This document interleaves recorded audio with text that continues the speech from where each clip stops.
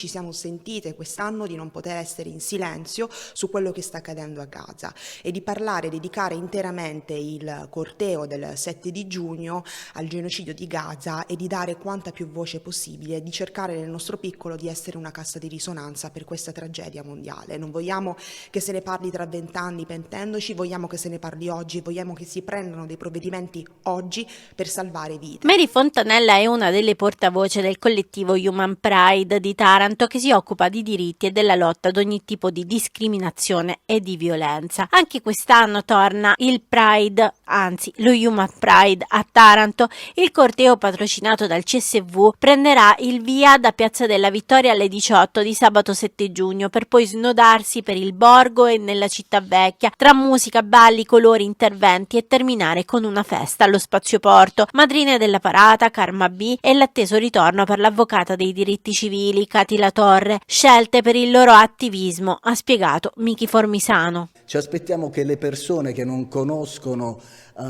i temi legati ai diritti civili che sono intersezionali, che riguardano tutti, si avvicinino al nostro mondo e ci sia una contaminazione delle cose belle.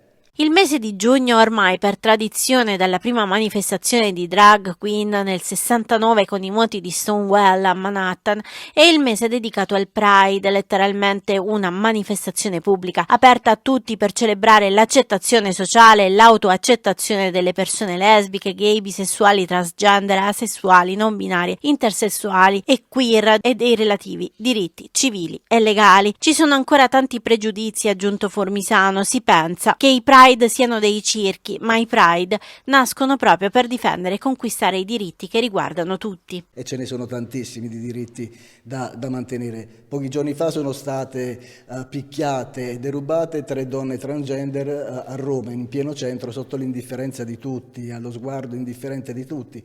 Pochi giorni fa una bambina di 14 anni è stata uccisa perché non si fa educazione all'affettività nelle scuole, quindi c'è tanto da fare per una società migliore e più inclusiva.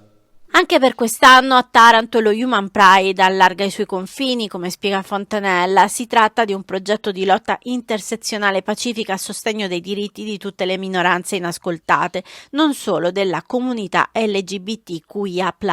Ma ci occupiamo in maniera intersezionale di lotta all'abilismo e quindi alle discriminazioni nei confronti delle persone disabili, ci occupiamo di violenza di genere, di violenza sulle donne, ci occupiamo di immigrazione e ci occupiamo veramente dei diritti di qualsiasi fascia che ancora non è protetta legislativamente parlando.